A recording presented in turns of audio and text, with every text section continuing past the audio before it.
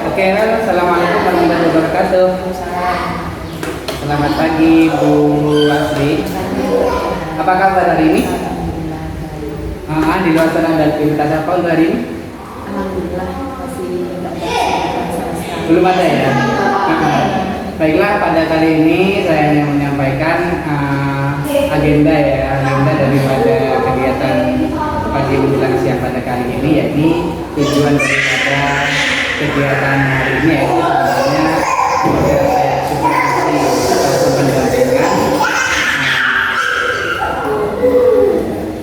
terkait dengan hal-hal yang nanti Bu Asri nanti akan mengimplementasikan akan laksanakan di dalam kegiatan itu. Jadi ada beberapa tahapan sebenarnya Bu Asri, ada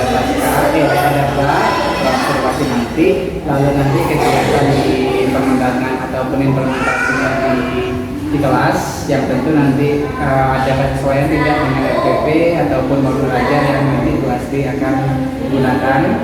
Lalu nanti setelah itu ada kegiatan pasca juga, setelah pasca observasi bahasanya, setelah nanti pelaksanaan itu dilaksanakan sebagai catatan dari hasil implementasi kegiatan yang Bu Asri lakukan. Kembali ke pertama, ini kita masih di pra observasi ya. Jadi kira-kira nih tujuan daripada pembelajaran yang nanti Bu Asri itu akan lakukan apa bagi peserta didik?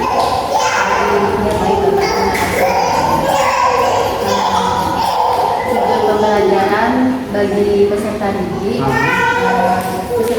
itu mampu mengenal achievement overload dalam menulis kalimat dan cara baca yang benar Bapak. Karena sekarang itu sangat sulit peserta didik untuk memahami bacaan-bacaan yang sudah mulai tinggi. Ejaan metode itu seperti apa? Ejaan metode itu kalau di daerah Sumeneb nggak pakai BH. Oh iya. Bedanya di Sumeneb dan Makassar itu bedanya nggak pakai BH. Oh, jadi di tujuan itu nanti memetakan ini apa ya? Ini bahasa rumpun Sumeneb, apa Pamekasan, apa. Jadi 4 kabupaten nanti itu. Kabupaten yang di Sumeneb itu paling Oh, sebenarnya apa? Padahal rasanya paling halus dari Sumeneb ya bahasanya. Itu malah lebih mudah ya gimana? Lalu kalau nanti itu tujuan dari pembelajaran itu ejaan metode itu area barangkali ya, area pengembangan dari peserta didik itu sendiri dalam konteks apa? dalam konteks cara mengucapkan artikulasi yang jelas di bahasanya gitu. Terkadang siswa itu cara membaca itu seperti benar dibaca itu yang kurang paham. Siswa itu perlu mempraktekkan cara mengucapkan artikulasi yang jelas. Fokusnya kalau tadi ada 4 area, 4 artikulasi yang mau dicapai, fokusnya nanti di wilayah kabupaten mana, apa yang di Sumeneb, apa yang di Pamekasan, atau sekadar peserta didik semuanya tahu saja ini bedanya gitu. Saya sendiri dari Madura belajarnya di Sumeneb, jadi harus mengikuti dari kabupaten. Kembali itu ya. Jadi dalam hal nanti pembelajaran di sana itu aspek-aspek yang barangkali bisa masuk ke dalam materi ejaan metode itu dalam ranah apa saja peserta didik? Apakah hanya di dalam konteks pembelajaran atau ada hal-hal yang bersifat emosi ataupun apa itu, adakah fokus ke pengetahuan saja? Lalu nanti itu sudah ya, rumputnya melebar nih dari gak hanya di kabupaten Sumeneb saja ejaannya itu gitu.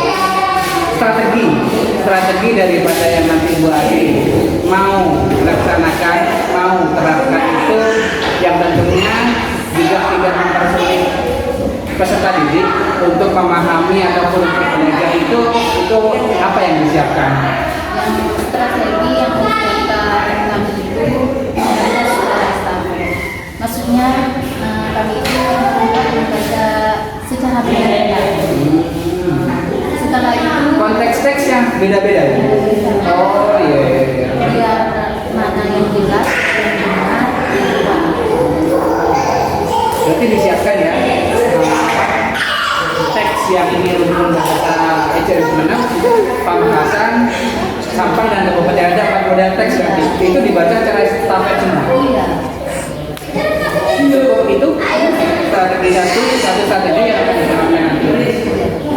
Terkait dengan media ataupun sarana apakah diperlukan juga itu tercetak atau bagaimana? Bukan. Setelah itu saya juga memakai bahasa Madura. Memang itu sudah dari Sumeneb. Kan gede. Oh, dari Namanya itu Sumeneb.